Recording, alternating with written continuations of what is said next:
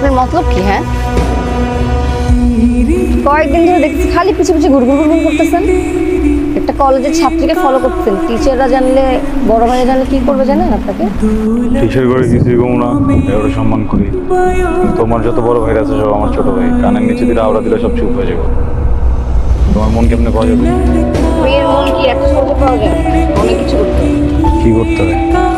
Gift দিতে হয়, ফুল দিতে হয়, আইসক্রিম দিতে হয়। একটা মেয়ে কি এমনি এমনি মাগনা মাগনা পড়ে যান? কি মনে করছেন? এই কই যান? দোকানে।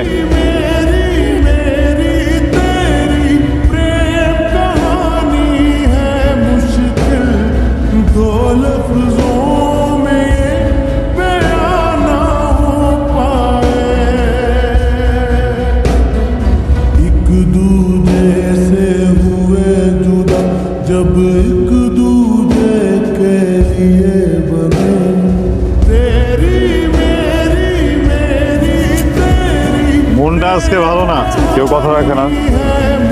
মিথ্যা কথা বলার কি দরকার ছিল? আইসক্রিম দেওয়া লাগে, গিফট দেওয়া লাগে, ফুল দেওয়া লাগে। আইসক্রিম দিলাম, কি সুন্দর নিয়ে খাওয়া শুরু করে দিল। গিফটটা দিলাম, নিলই না। গিফটটা না নিলে আগে বললেই তো হইতো, তাই না? তাহলে তার গিফটটা টাকা খরচ করে কেনা লাগতো না আমার।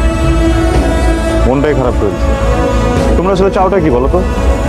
আমরা চাই যে মানুষ আমাদের পিছিয়ে পিছিয়ে ঘুর ঘুর ঘুর করে সে হয়তো খরচ না করি, সব কিছু বললেই করতে হয় না। আগে বলতাম তাহলে তোর গিফটগুলো কিনতাম না, টাকাটা বেঁচে যেত, অন্য কাজে তো লাগাইতে পারতাম নাকি? যাই হোক, শোনো, আমি তো একটা বিপদের ভিতরে আছি, বুঝছো?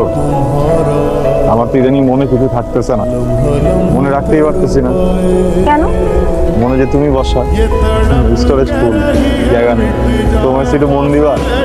মন দিতে পারি, কিন্তু আমার শর্ত আছে। রাজি আছে, সমস্যা নেই, তাহলে চলো ঘুরতে যাই।